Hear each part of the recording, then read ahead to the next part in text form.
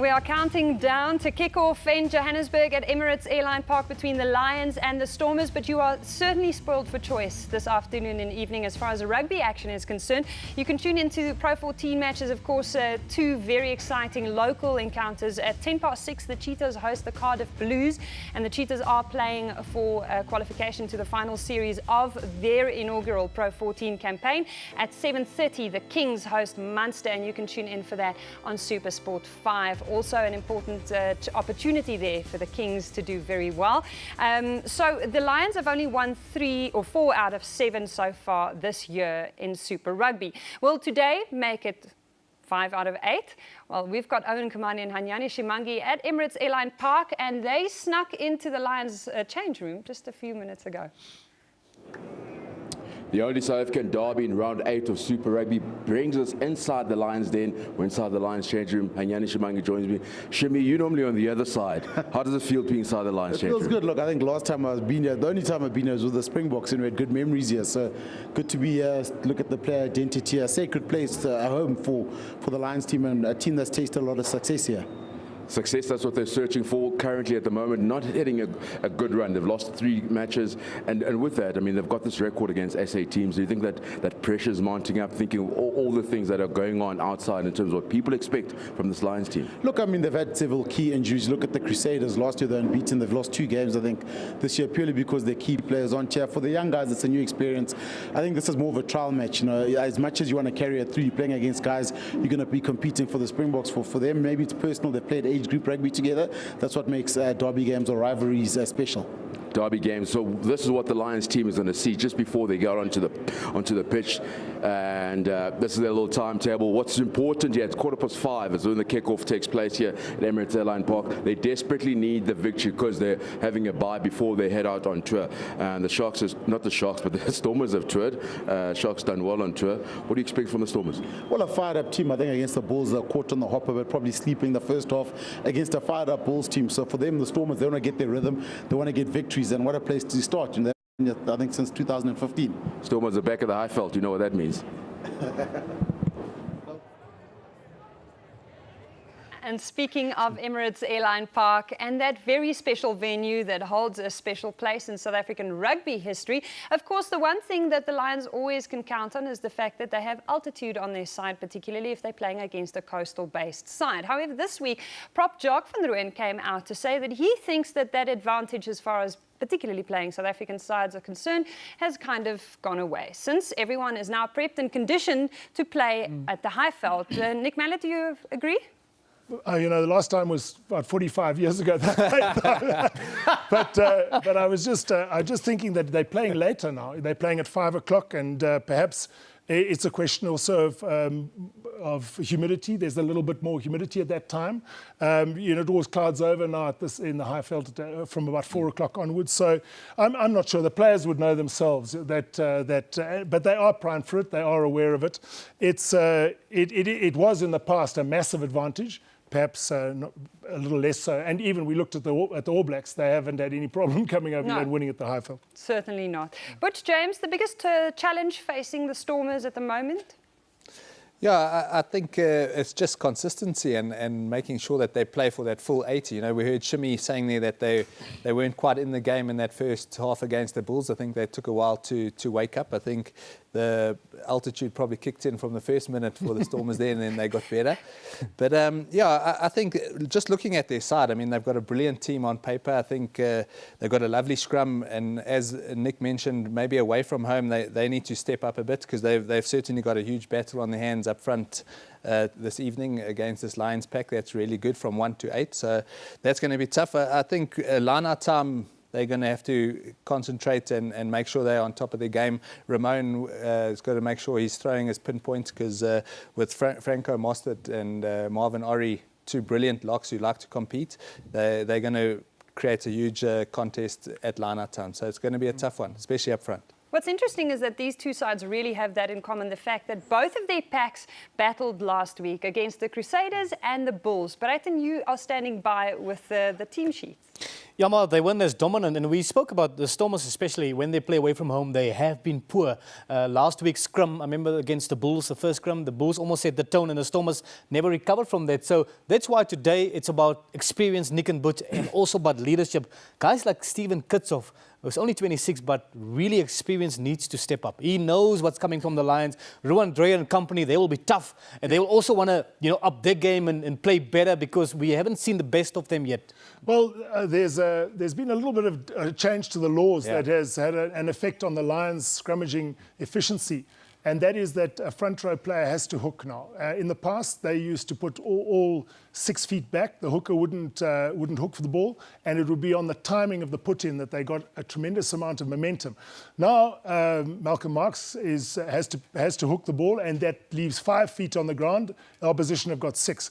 What was surprising was it wasn't so much Kitshoff last weekend, it was Wilco Lowe who started poorly. Pierre Schoeman just really got stuck into him in the first scrum of the day, and that is simple mental preparation. You've gone into the game overconfident. You think that you're going to dominate. You've seen the Bulls struggle in the scrums. You've dominated scrums. They're just not right. They just went on to the look at Kitshoff keeps going forward, and Wilco Lowe gets scrummed backwards. So it was really Wilco Lowe in particular who wasn't mentally prepared for a big challenge. I very much doubt he's going to make the same mistake this weekend. And again, putting Pieter-Steph du Toit on the flank again, Nick, you think that's going to add some extra height at the back for them? I think mainly line-out for line-out, give better line-out options. Butch has already mentioned the fact that the Lions contesting is good. Marvin, in particular, Marvin Orie gets up. He's very light, so he's easy to lift up in the air. Mostert is intelligent as well in terms of contesting. So they've got 3 locks on the field, and their options now are Jan de Klerk and Chris van Zyl, as well as Pieter-Steph, and they can probably lift Sear as well if they have to. So they've got a decent amount of options, and that's what a hooker needs. He needs to be able to see space where he can throw to without a contesting block against him. And the selection of Pieter-Steph du Toit on the flank has allowed that. And before we focus more on the Lions, let's still stick with the Stormers, because last week, Nick, we were talking with Victor as well in studio. The Stormers defending from mauls were absolutely horrific. And I mean, Andre Strauss, he had such a good time, he couldn't believe it. Well, the point that Victor made, which was a very valid one, he said, first of all, no one contested, and what you've got to do is you've got to force them to throw in an area you want. So put a block at the back, put a block in the middle, force them to throw at the front. If they throw at the front, you can then drive them towards the touchline or sack them immediately. Here, no one's contesting. They've allowed the Bulls to set up a really solid maul. Now they're trying to push them to the try line, but all they've done, in fact, because the Bulls took it in the middle, is just allow them to turn around the corner and drive over for the line. It's been very, very disappointing, the defence against driving mauls by South African sides. And generally, Butch, it's just about working without the ball. It's the forwards have got to understand it's a very unpleasant job because no one notices you. But if you don't put your head in there and keep fighting to stop that team getting over the line, you're going to concede maul try after maul try. And it's at least 6 players have to do it. You can't, if you put 4 in here, they come around the corner, the 4 that are left are going to be splintered and they're going to get through. So you need behind the ball where they catch it, and you need width on your drive, which means that every single individual has to work hard. But surely the Stormers forwards coach, Russell Winter, he would have looked at it this week, Nick, and they would have come up with a master plan, especially against the Lions. Well, what's disappointing is you always hear after they've been poor, well, we're going to have to improve that. The point is you've got to improve it prior to it being a problem. So you've got to say we are going to stop driving mauls the whole season, not just when you see that you've conceded 2 in the previous game. And we need front foot ball. They didn't get it against the Bulls. So you've got to try every single game to understand what's going to allow you to win games. Now, first of all, you can't concede driving maul tries 5 yards from your line. New Zealand sides don't anymore. They defend as though their lives depend on it. And secondly, your forwards have got to get front foot ball, as the Sharks proved yesterday, even against a side like the Hurricanes, who are so dangerous. If you hold on to the ball and dominate them physically, you can, for 40 and 50 minutes, dominate the match, and that's exactly what the Sharks did. Now, you can't say after, like after the Bulls game, oh, we must remember to be more physical this weekend. You've got to be physical every single weekend, and this is the question mark I've got about the Stormers' pack of forwards. Yeah, and they're also going to have to be clever because the Lions team, they're quite innovative, and especially from that line-out maul, they shift it. They'll go at 2 ball, throw it down to the 4 jumpers, and then they'll drive it from there. So it's a tough task for the Stormers. They would have obviously been practicing their stopping of the line-out drive, and let's hope that they've also practiced their sack. Because like Victor, he's huge on it. He says you've got to sack that ball. There's no ways you're never ever going to get all your 8 pack into that, stopping that maul because of the threat of the ball carrier at the back of the maul, as well as the scrum half. Those guys are threats. So you're always going to have 1 or 2 guys on either side of that maul trying to defend. So it's normally 8 against 6, which normally ends in a try. Sure. I tell you what, after listening to Butchie and Nick, it's tough to be a coach. Full stop. Well, Butchie was fly off. He watched it all the time. But guys, while we're on it, we just saw a little snippet of the young, promising Damian Willemse. Butchie, that's why I want to bring you in here now. Last week, a lot of hype before the game. Willemse against Pollard. We all knew what happened. Pollard obviously had the upper hand against him. He had his moments last week, but this boy, we got to manage him. Make sure that you don't put too much responsibility on him. And it's important for the coaches as well, to tell him, you go out, you go enjoy yourself. You will make mistakes, but the forwards need to protect this boy. Yeah, they do. And I thought his forwards let him down a bit last week. We saw that first scrum from the Bulls, and I think that set the tone for the game. I thought they outplayed the Stormers forwards, and because of that, Pollard had the better game. So but boy, he's one for the future, and maybe not the future. I think for now, I think he'll easily step up and play in that green and gold jersey if it had to be now in June. So for me, he's a good player, but I don't mind putting that pressure on him. You mentioned not to put too much on him, but especially as a fly-off, I think it's important that you give him the responsibility of kicking for touch, kicking for poles, and those sort of things. I think those sort of responsibilities as a fly-off, you need to take upon yourself, and because you're doing those things, you're in the game, and you're always concentrating, always thinking, always. If you put in a good kick, it gives you that confidence. So for me, as a fly-off, you've got to be giving those guys the kickoffs, the goal kicks, the line kicks, all those sort of things. Nick, very important for a guy like Coach Fleck to have, spoken to this boy after the week, of mishaps and tell him, listen, I still got confidence in you. You're going to go out again against the Lions and enjoy yourself. Yeah, I heard what Flecky said over the last weekend, and I think we can listen to it now if they've got it ready. It's that he said we've got to look after this boy. He's 19 years old. Let's not put too much pressure on him. He's not going to be the next Springbok fly-off immediately. People are writing him straight into the Springbok side. There's one thing that's very interesting that I think we can learn from the All Blacks, and that is that they often bleed a guy into the team through another position. So Dan Carter played a lot of his rugby at inside centre, and when he had Mertens next to him. And Beauden Barrett played a lot of his rugby at fullback, and he was brought onto the field at fullback when Dan Carter was still playing fly-off. Now, Damian Willemse has got the capacity to be a brilliant fullback or fly-half. If he gets involved in the Springbok context, or even in with the Stormers, say Jean-Luc du Plessis is fit again. It's a pity not to, because he's a very, very talented fly-off as well. Give Jean-Luc du Plessis a game. Don't get rid of Damian Willemse. Play him at fullback. I personally think he's better than the Marais, who's playing there at the moment. So he would be a better fullback.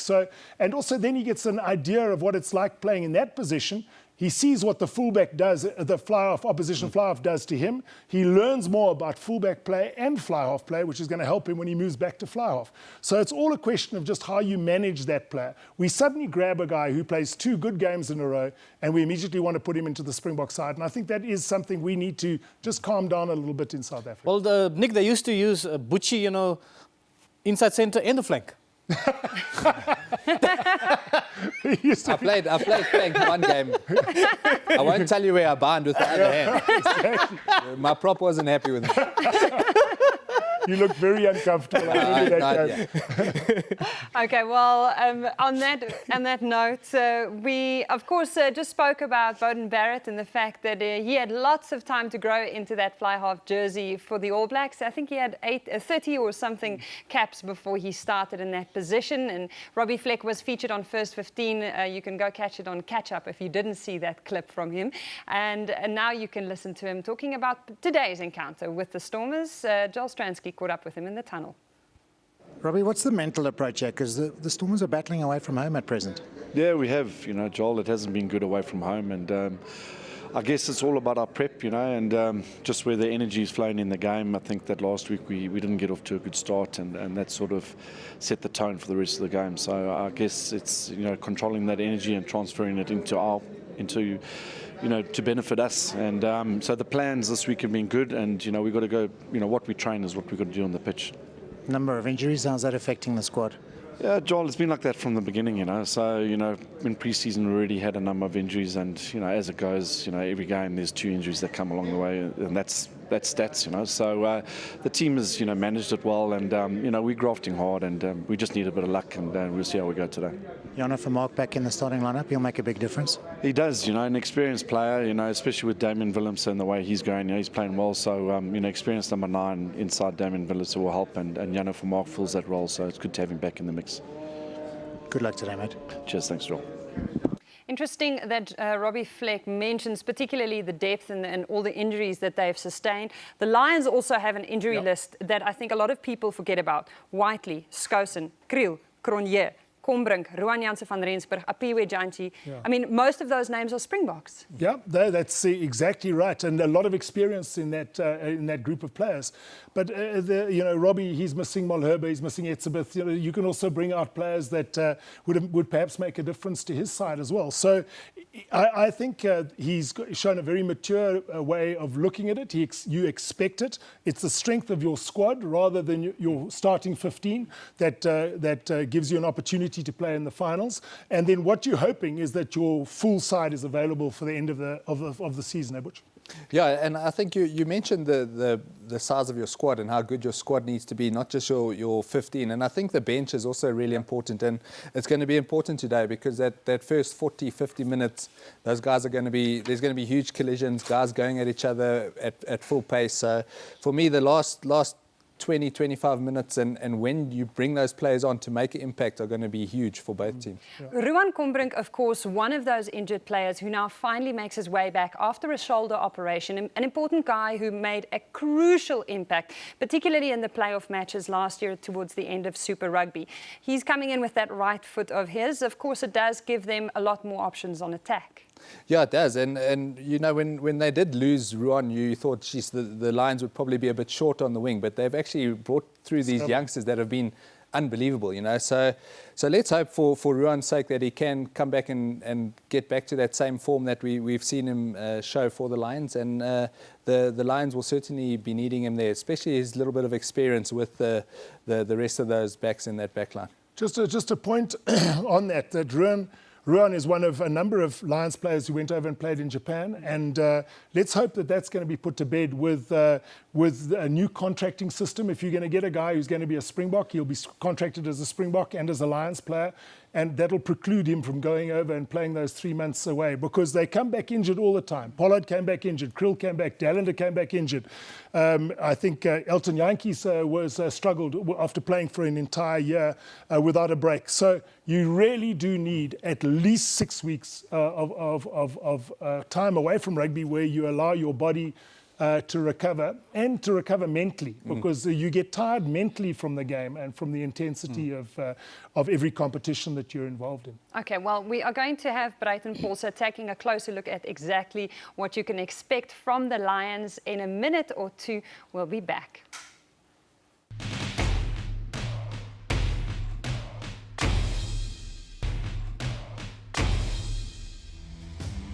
If If you've only just joined our coverage, good afternoon and welcome. We are preparing for a big encounter this afternoon, coming to you live from Emirates Airline Park.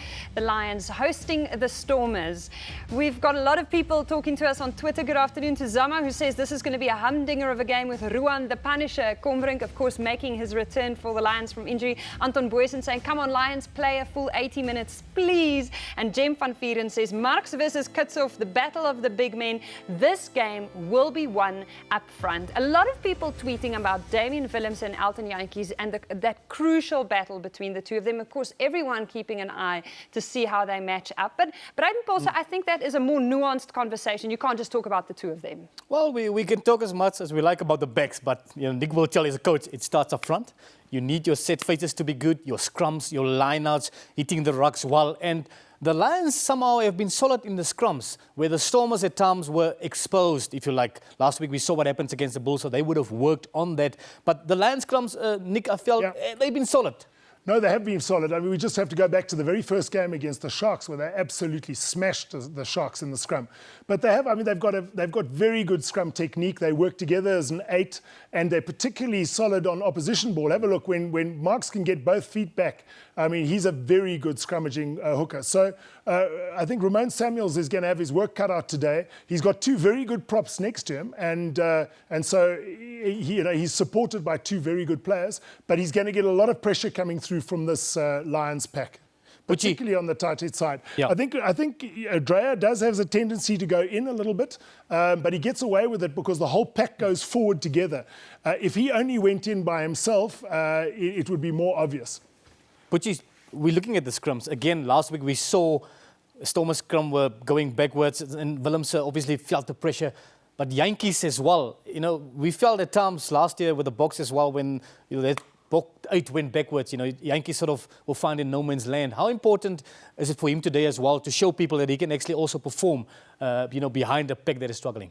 Yeah, well, he'll obviously be hoping that his pack's not struggling, and they're actually the ones going forward this evening. But it is really tough when you are getting that back foot ball as a fluff. And we're talking a lot about Jantjies against Willemse, and it's not very often that they actually get to go head to head against each other in a game. Obviously on defense, most of the time you're defending one out, so you're normally defending against a 12. You rely a lot on your forwards, your flanker to help you on your inside. You rely on your outside backs. You really need your 9 and 12 to have good games for you to have a good game as a 10. So a lot of it depends on the players around you. So obviously they both number 10s that are wanting to wear that green and gold number 10 jersey, so that they'll be wanting to play well, but they'll be wanting those teammates of theirs around them to play well to make sure that they have a good game. Such a good point that Butch makes there, that the 10 is so dependent on the information he gets from the players outside. And what you're really looking for is, if he's under pressure, does he take a good decision? And if he's going forward, is he taking a good decision? It's all about his ability to take the right decision at the right time. If you're under pressure, don't pass the pressure on to other players. You've got to try and transfer pressure to the opposition with a good kick, or just take it up yourself, hold on to the ball, don't transfer it to outside backs. But when quick ball is coming, and this is one thing that perhaps Damian Willemse needs to learn, when there's really quick ball and it's on the outside, it's just catch and pass. He's got so much talent himself, his ability to beat players, but honestly, good ball has got to be moved. It's got to be moved into the space on the outside, and that requires good information from the centres. While you're chatting about it, Nick, it made me think about, why don't you use I would almost say your star players more? Why don't you center your moves around your star players more? Because we see when Beauden Barrett plays for the All Blacks or Hurricanes, he gets a lot of the ball because he can create havoc at all times. But last week, for instance, Damian Willemse were under pressure the whole time, or a guy like Dylan Lades, who was a game breaker, never got the ball really in last week's game. What happens is, I think a lot of the time South African teams revert to forwards off 9 when they're under pressure. So if it's slow ball, then they just play a forward, and then the 10 sort of gets lost in no man's land. He's not sure when he should take control or not. The All Blacks are slightly different in that the 10 doesn't really mind so much if he gets the ball on the back foot. It usually goes 9-10, and then the 10 will play a blindside wing, or you'll play a centre short to get momentum or inside or outside him. He won't go and clean the ruck. He'll get back into a situation where he can play again. So it's usually 9-10 in New Zealand, as opposed to in South Africa, it's often 9 to a forward when you're under pressure. And that's something our 10s need to dominate more. They need to say, I want the ball, give it to Yeah. me. I take better decisions than a prop forward. That's why I've been picked to play 10. I think it's a brilliant point there. I don't think we vary our game enough. I think the New Zealanders play a lot of 10, but they also play off 9. You know, so as a defensive team, you're not too sure where the ball's going to be coming. So I like it when it does go 9 to 10, and then you can still hit that pod of forwards. If it's a bit slower than you're expecting, they can hit it up, or they can play that ball out the back. The 10 can even play the ball behind that pod to the 12. Yes. So I like that they've got variation to their game and to their attack. The other thing that they've got too is that their forwards, they can look as though they're playing forwards up, but then a Retallick, he'll run at you as though he's going to take it on. Suddenly the ball goes behind the back of a forward who's outside him to the fly-off, and in one movement the ball has got into the 10's hands without there being a ruck, but he's committed 3 defenders. And that's where we need to improve. Our tight forwards need to have that ball handling skills and an understanding of what the defence is doing. If the defence focuses on them, you've got to pass to players who aren't going to get tackled. And speaking about defence, we've certainly have become accustomed to the Lions attacking flair the last couple of years. They were certainly a cut above the rest of South Africa, but of late, guys, they have been struggling on defence. They're letting a lot of tries in, Nick, and I'm sure that they've been working this week as well to try and fix that. The Lions defence, it isn't what it used to be, but it's something that you can fix. Well, it is a problem. I think, first of all, line speed is here. I mean, they all jammed in on that now. I think that was called a forward pass, and very fortunately so. But if you look at they're jamming in on the outside, so they're giving a lot of room on the outside. Look at the guys, and they don't even make that tackle. So that sort of momentum is just deadly. I mean, they get called for a forward pass there, which again, it looked fairly flat to me. I thought the Lions were very fortunate to get away with the loss of only that number of points, because if that pass had been in the Crusaders, overseas, the referee and the TMO would have said, that it looks flat to me, and there's no evidence of a forward pass. Let it go. But because it's played in Joburg, maybe the home side gets the benefit of the doubt. But talking about the defence, it's very hard, Butch, when you're close to your line and the team has got front foot ball like they got. You try to run back to get on sides, and then you're getting the All Blacks who use the space that the guy who's made the break. They use that space, so 5 of your guys are offsides already, and now you're a winger or an outside centre and you're wanting to shift, but the ball's being passed in front of you. It's really difficult, isn't it? No, it is. It is really difficult, and we've seen the All Blacks do it with Barrett. We've spoken a lot about Barrett, but especially from a scrum, he uses up that 5. Both teams are meant to be 5 meters back from the scrum, but as soon as that attacker does use up that space, as a defender, you can also use up the space. You're not going to be offside because he's already had a head start. So they need to watch that and get off the line. But also the Lions' wings, I mean, they are brilliant on attack, unbelievable on attack. But decision-making on defence, they've been a bit poor. And a lot of the tries have come through maybe trying to tackle in or rushing out and the ball going over the top. So I think they would have had to have sharpened up a bit this week to make sure that the Stormers don't exploit that. And the other point, of course, is that the forwards have to work hard to allow the backs to have the width that is required to stop those wide passes. You can't blame the backs, because if there's a break through the middle and now you've got 15 attackers and 7 defenders, you've got to defend around the ball. So it forces the backs to be much narrower, because the forwards haven't filled up first, second and third defenders spot, which allows those backline players to get a bit of width. That's why quick ball on the front foot has got to be the backline ball. It's got to be for the backs. Don't slow that ball down by passing to a forward, please. Yeah. And sorry, Bratty, from a scrum, we saw that try that the Crusaders got disallowed. Also, the Lions scrum is very strong, so they can also manipulate where they want to defend by trying to give them a left or a right shoulder.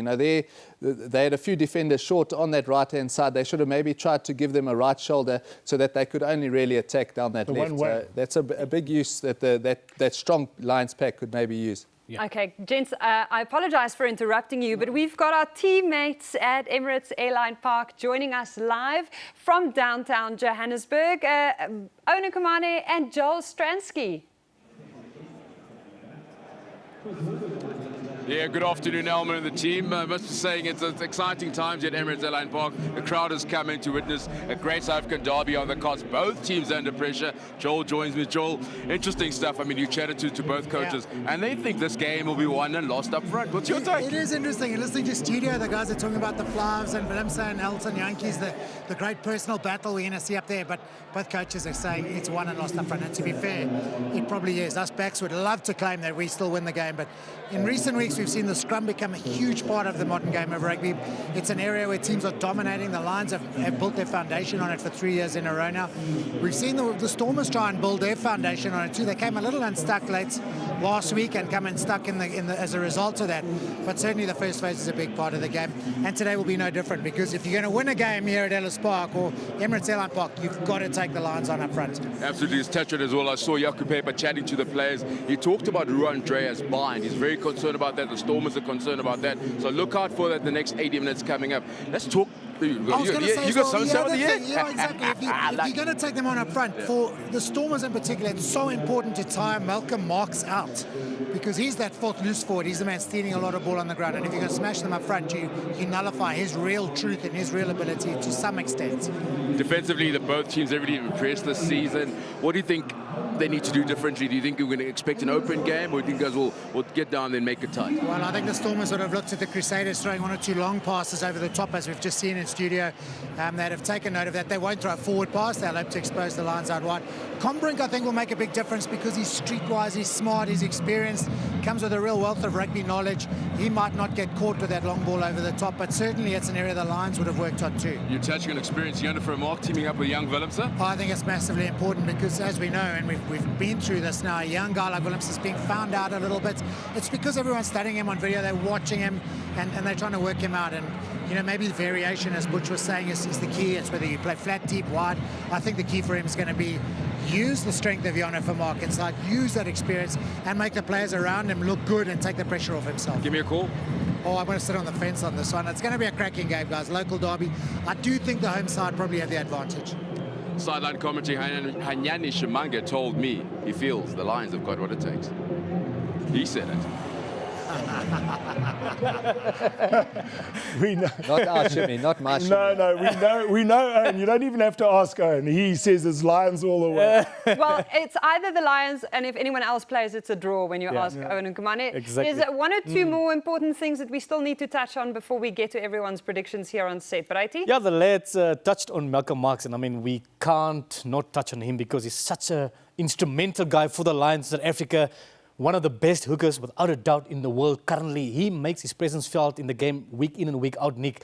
But his physicality today and his brutalness, if you like, will be a test for the Stormers. Well, Brayton, I mean, if you look at everything that's required of a hooker, I don't think there is a better hooker in the world. He would be my best hooker in the world at the moment. He's been absolutely extraordinary over the last season and a half. He's a brilliant ball carrier. He always gets across the advantage line. He does fantastic work at the back of a line-out maul, so he scores tries in that area of the game. He's the best stealer of the ball in the Springbok side at the moment, better than any open side flank. He gets at least 2 or 3 in a game. His line-out throwing has improved tremendously, and his scrummaging is outstanding. I mean, he's just he's a physical phenomenon, and we are very, very lucky to have him. He's an extraordinary rugby player. Pucci, what more can he do to actually improve his game? No, I don't think there is much more. I think I just want to go on what Nick said about him stealing. I think that is a huge part of his game and something that the Lions rely a lot on. I thought in that Sharks game, especially when those last few minutes when the Hurricanes were attacking from their 22, I just felt that the Sharks missed someone to go in there and steal that ball, where if they had a Malcolm Marx in that team, he would have been that guy to go in there to win you the game with a steal. So for me, that's one of his huge positives in his game, and like Nick's mentioned, I can't really find a fault in his game. I haven't even added that when he gets the ball in the back line, his timing of the pass is fantastic. He used to be a number 8 at school, so his ability to judge when to pass, when to hold on to it is excellent, and his defense is brilliant. He knocks people back all the time. So what more does he have to do? Yama, from listening to the gents, it's safe to say Malcolm Marx is a new Chuck Norris. And Paul Gibson on Twitter says, Malcolm looking good in blue next year at Blue Bulls rugby, please. So we've got other teams' fans also trying to poach him for their own purposes. We had Joel Stransky corner Swys de Bruin in the tunnel, a coach who has been under quite a bit of pressure. So it's coming off a loss. What's the focus been this week? Oh, yeah, just really had a good week, Joel. We worked on what we can do. We know what our strengths are and focusing on our job at hand. Just, are you aware of your record? You know you haven't lost to another South African team in 19 games now? Yes, I hope you're not asking that one. Yeah, we are aware, but we're not focusing on that. We're focusing at the next scrum, the next line-out, the next kick-off, the next job. The next job's a big one. Because, of course, you go on tour in 2 weeks' time at Bayern next week. Does it make today even bigger? Yeah, today is big. It is big, you know, both for them as well. We're both almost desperate, so it'll be an arm wrestle. Where's it going to be won or lost? Up front. Always up front. Are you going to speed the game up still? Yeah, but still, you know, if you want to play quick, you still got to do the battle up front. Super. Good luck this week. Thanks, Joel. Have a good one. Agreeing that the game is going to be won up front. Nick Mallett, if you as a former coach could have 2 minutes with Swys now before this match, is there anything that you'd like to... He'd be white. He wouldn't be speaking to me. He's very tense at the moment. But I think he understands that, as he said, the game, if you can win good quality ball, he's got a backline that can be very dangerous. And he is a coach who likes the ball to be moved around the park. So my understanding is that they're going to play it very quickly today. They're going to try quick lineouts, quick scrums, quick tap penalties, speed up the game, and maybe make an advantage of the altitude. Stormers, it depends on whether their forwards can wake up and perform like they do at Newlands. Make sure that you share your thoughts on this match with us. Use that hashtag SSRugby. People are sending their predictions in. Of course, there's that big game later on between the Jaguares and the Crusaders in Argentina. That's a massive encounter coming your way here on SuperSport. And then we have an opportunity for you to win. We have our own little Super Brew pool going on at the moment. Everyone who works here at SuperSport. Butch James is shaking his head because it didn't go so well last week. But you can enter on superbrew.com if you want to play the score prediction game. You can win an LG V30 Plus smartphone. We give one of those away every single week. And it gets even better. This is like one of those TV games where you unlock levels. If you're a Vodacom Red client, you can win an exclusive LG Q6 smartphone every week if you play also on superbrew.com. And it gets even better, if you're also a DSTV Premium subscriber, you can win an LG integrated digital television monthly, and then there's also an overall winner at the end of the competition. Play that score prediction game with us. Let's see if you get to win, get something more than bragging rights. There's plenty of bragging rights going around here at SuperSport. Some of us are just keeping it quite low. You don't play along in our Super Brew pool. No, I don't. I try to make my predictions 5 minutes before the game starts. I'm going to go for a draw today. How's that? What? Good call. I don't think either team are, Lions playing at home. Stormers desperate. I can't see a winner. I don't know who to back today for a change. For a change, I have been racking my brain all week. Butch, what did you go with? On Super Brew, I went with the Lions, but I did get the wooden spoon last week. In our Disclaimer. It doesn't really say much. But yeah, I'm going to go with them just because they are at home. And I think that home crowd do get behind them and they do come out to support the Lions. So yeah, I'll just go on that basis. But it's going to be very even. I like Nick's call of a draw though. But I'm going to go home team. Last week we saw what a really thriving home crowd and a big fan base, a vocal one, can do for the Bulls. I was there at Loftus Versfeld. It was a very loud and a very passionate crowd. They scored a 10-point win. It made a massive difference there. Home ground advantage, does play a massive part. And obviously, having played with Stormers over like 11, 12 years, when we play away, doesn't matter where in South Africa, we normally get a lot of, support. And the Lions, Stormers, I feel, will today have a lot of support at Emirates Airline Park. But again, it's no use having all the support and not play to your capabilities. And I think that's what Coach Robbie Fleck want from the Stormers today. They have been poor last week, and I just feel that they can't have 2 poor games in a row. So they would have worked at those mistakes of last week. So they'll be better today. And for the Lions, there's a little bit of doubt in their defense. So I feel the Stormers today by a couple of points. Brighty Phillips says he'd love to see a Brighton Varville in studio if Province wins today. Only if they win, yeah.